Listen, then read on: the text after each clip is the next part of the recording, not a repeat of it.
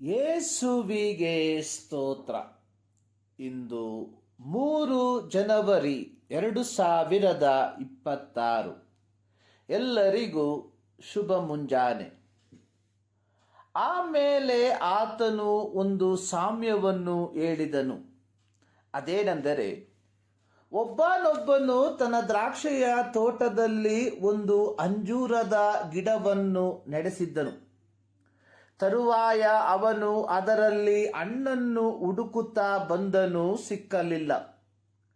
ಬಳಿಕ ಅವನು ತೋಟ ಮಾಡುವವನಿಗೆ, ನೋಡು, ನಾನು 3 ವರ್ಷದಿಂದಲೂ ಈ ಅಂಜೂರದ ಮರದಲ್ಲಿ ಹಣ್ಣನ್ನು ಹುಡುಕುತ್ತಾ ಬಂದಿದ್ದೇನೆ, ಆದರೂ ನನಗೆ ಸಿಕ್ಕಲಿಲ್ಲ.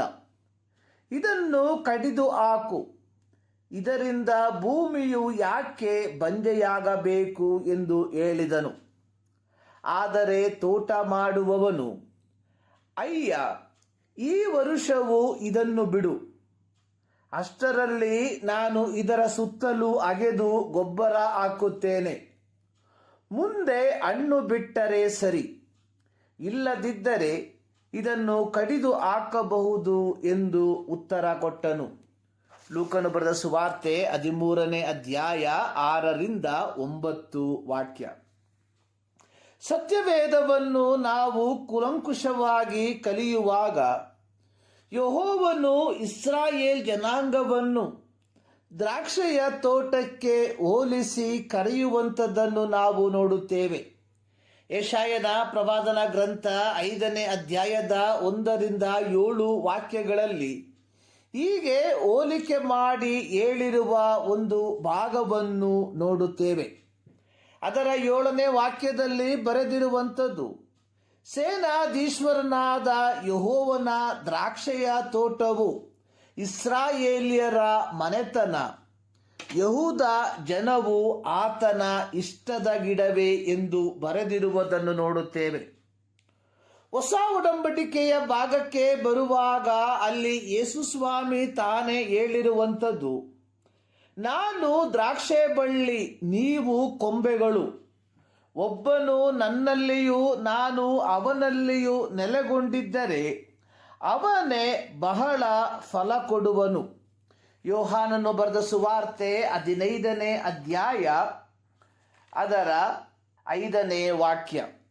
ಇಂದು ನಾವು ಓದಿ ಕೇಳಿದ ಸಾಮ್ಯದ ಪ್ರತ್ಯೇಕತೆ ಅನ್ನುವಂಥದ್ದು, ಒಬ್ಬನೊಬ್ಬನು ತನ್ನ ದ್ರಾಕ್ಷೆಯ ತೋಟದಲ್ಲಿ ಒಂದು ಅಂಜೂರದ ಗಿಡವನ್ನು ನೆಡೆಸಿದ್ದನು. ದ್ರಾಕ್ಷೆಯ ತೋಟದಲ್ಲಿ ನೆಟ್ಟ ಅಂಜೂರದ ಮರವು ಬಹಳ ಪ್ರತ್ಯೇಕತೆಯನ್ನು ಮತ್ತು ಪರಿಪಾಲನೆಯನ್ನು ಹೊಂದಿದಂತಹ ಮರವಾಗಿತ್ತು. ಹೀಗಿರಲಾಗಿ ತೋಟದ ಯಜಮಾನನು ಆ ಅಂಜೂರದ ಮರದಿಂದ ಫಲವನ್ನು ಬಯಸುವಂತವನಾಗಿದ್ದನು. ಲೂಕನು ಬರೆದ ಸುವಾರ್ತೆ 13ನೇ ಅಧ್ಯಾಯದ ಪ್ರತ್ಯೇಕತೆ ಅನ್ನುವಂಥದ್ದು, ಯೇಸುಸ್ವಾಮಿಯು ಈ ಒಂದು ಸಾಮ್ಯವನ್ನು ಹೇಳುವುದಕ್ಕಿಂತ ಮುಂಚಿತವಾಗಿ ಮನುಷ್ಯರು ದೇವರ ಕಡೆಗೆ ತಿರುಗದಿದ್ದರೆ ಏನಾಗುತ್ತಾರೆ ಎಂಬುದಕ್ಕೆ 2 ವಿಚಾರಗಳನ್ನು ಹೇಳಿರುವಂಥದ್ದನ್ನು 1ರಿಂದ 6 ವಾಕ್ಯಗಳಲ್ಲಿ ನಾವು ನೋಡುತ್ತೇವೆ.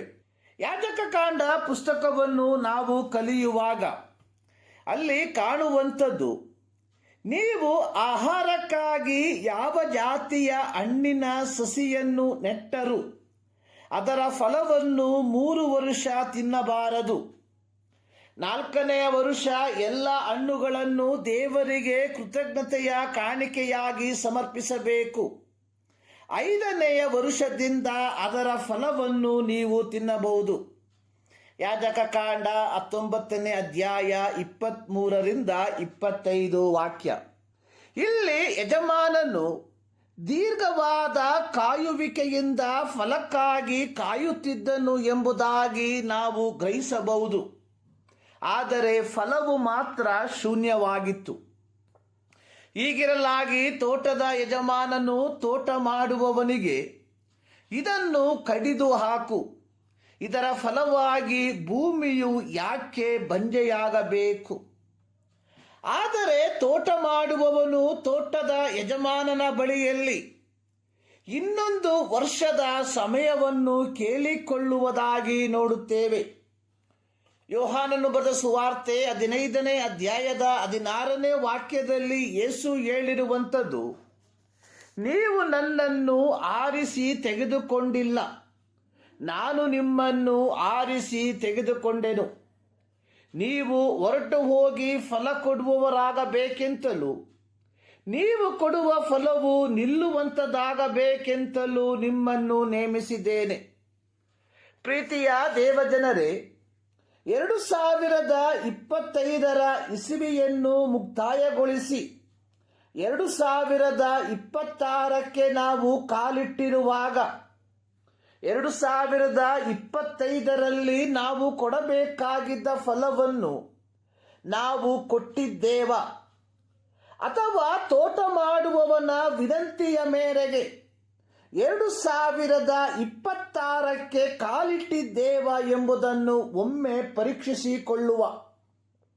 ಯೇಸು ತಾನೇ ಹೇಳಿದಂತೆ, ಕೊಂಬೆಯು ಬಳ್ಳಿಯಲ್ಲಿ ನೆಲೆಗೊಂಡಿರದಿದ್ದರೆ ಹೇಗೆ ತನ್ನಷ್ಟಕ್ಕೆ ತಾನೇ ಫಲ ಕೊಡಲಾರದು, ಹಾಗೆಯೇ ನೀವು ನನ್ನಲ್ಲಿ ನೆಲೆಗೊಂಡಿರದಿದ್ದರೆ ಫಲ ಕೊಡಲಾರಿರಿ. ಯೋಹಾನ 15ನೇ ಅಧ್ಯಾಯ ಅದರ 4ನೇ ವಾಕ್ಯ.